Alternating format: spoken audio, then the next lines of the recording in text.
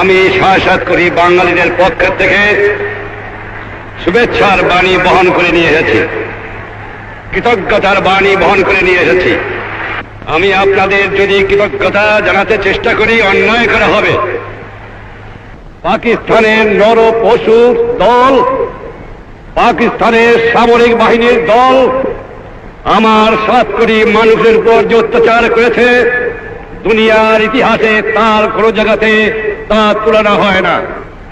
আজ আমার গ্রামে গ্রামে গৃহহারার আর্তনাদ, আজ আমার গ্রামে গ্রামে সর্বহারার আর্তনাদ, আজ আমার মানুষ পথে ভিখারি, আজ আমার মা বোনদের ইজ্জত নষ্ট করা হয়েছে, আমার ঘর বাড়ি জ্বালিয়ে দিয়েছে।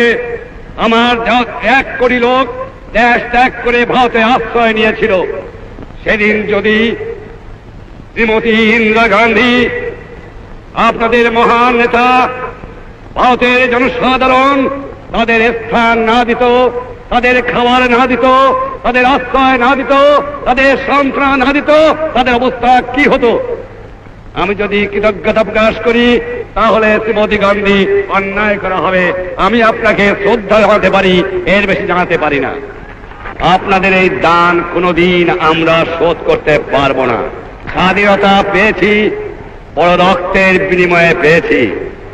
এত রক্ত কোন জাত, কোন দেশে কোন দিন দেয় নাই যা আমার বাংলাদেশের মানুষ দিয়েছে।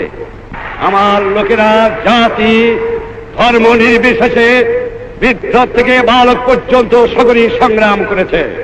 সে সংগ্রাম কামিয়াব হতে পারতাম না যে ভারতের জনসাধারণ, ভারতের সরকার, ভারতের সামরিক বাহিনী আর শ্রীমতী গান্ধী নেতৃত্বে এগিয়ে না আসত। আমার দেবার মতো কিছুই নাই, শুধু আমি এইটুকু দিতে পারি। নিঃস্ব আমি, রিক্ত আমি, দেবার কিছু নাই, আছে শুধু ভালোবাসা, দিলাম শুধু তাই। আপনারা জানেন যে 23 বছর পর্যন্ত শতকরা 90 জন লোক আমাদের পশ্চিম পাকিস্তানের থেকে সামরিক বাহিনীতে নেওয়া হতো, বাঙালিদের সামরিক বাহিনীতে নেওয়া হতো না। কারণ বাঙালির হাতে অস্ত্র পাইলে তাদের উপায় ছিল না, তাই বাঙালিকে অস্ত্র দেওয়া নিষেধ ছিল। আর আমি আপনাদের এই আশ্বাস দেবার পারি যে বাংলাদেশ 4টে স্তম্ভের উপর চলবে: জাতীয়তাবাদ, সমাজতন্ত্র, গণতন্ত্র আর ধর্ম নিরপেক্ষ রাষ্ট্র। এর মধ্যে কোনো কিন্তু নাই, এর মধ্যে কেউ হাত লাগাতে পারবে না। এটা সোজাসুজি আমরা করব। আর আপনারা জানেন আমি সোজা মানুষ, সোজা কথা বলি, যা বলি যেটা বুঝি সেটা বলি এবং সেটা করি। এর মধ্যে আমি ভয় করি না কাউকে করব। আমার মানুষ বড় সোনার মানুষ, সোনার বাংলা, সত্যি সোনার বাংলা। তাই আমরা আমাদের জাতীয় সংগীত করেছি, সোনার বাংলা তোমায় বড় ভালোবাসি।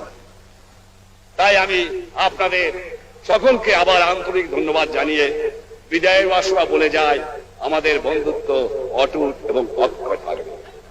আপনারা আমার সঙ্গে স্লোগান দেন, জয় বাংলা, জয় বাংলা।